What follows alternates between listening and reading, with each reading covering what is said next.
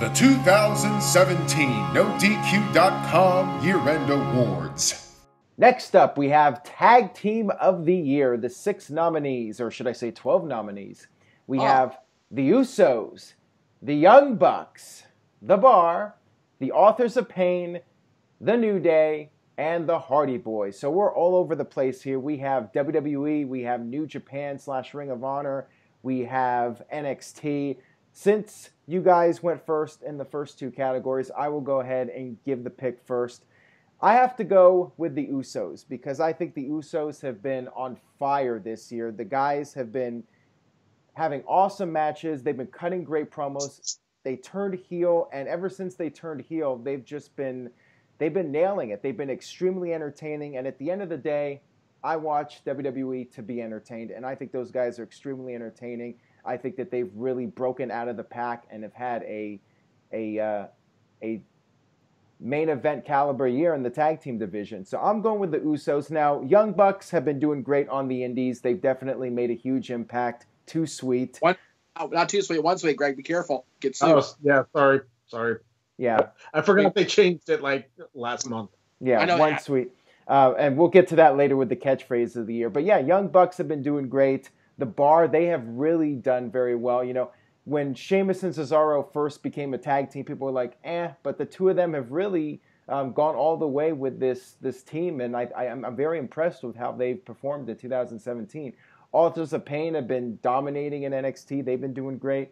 New Day, I mean, I feel the act has gone stale, but they've still been a major force. They had some great matches with the Usos and Hardy Boys, you know.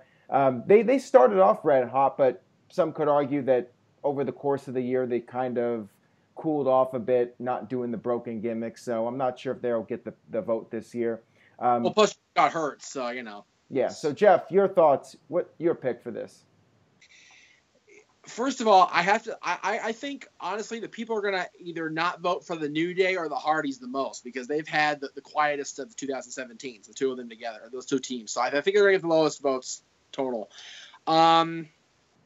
God, I really want to pick the Bucks just to buck the system, so to speak. I really want to pick Matt and Nick because they're my boys.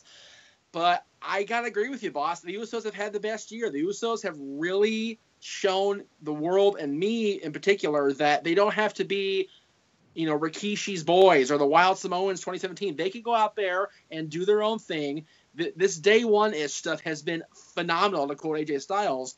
It's really turned them around. It really shows me that they can be a dominant tag team without being tied, so to speak, to the Samoan heritage. They are Jimmy and Jey Uso. They're not Rikishi's sons. They're not Afa nephews or whatever. They're not those guys. They are the Usos, the best tag team in WWE. And, you know, unless if you focus on WWE, they're the best tag team on the planet.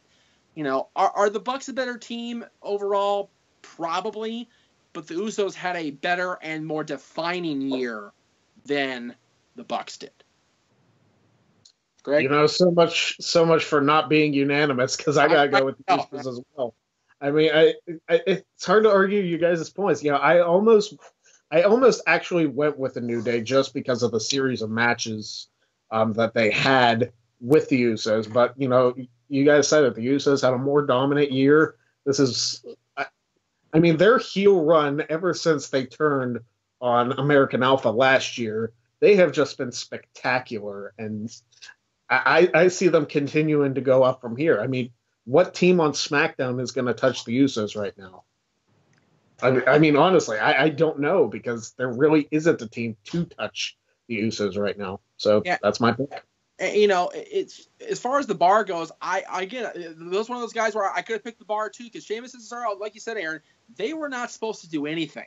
They were a throw together by Mick Foley to give them, kind of throw them a bone here. You guys had a great 7-match series, but we don't have to do with you guys, so we'll pair you up. And they have had an incredible year too. So the tag team vote, I think, is going to be the closest vote of the year. I really think that. All right. So again, we're all going with the Usos, but you guys ultimately will decide. So go ahead and vote over on NoDQ.com.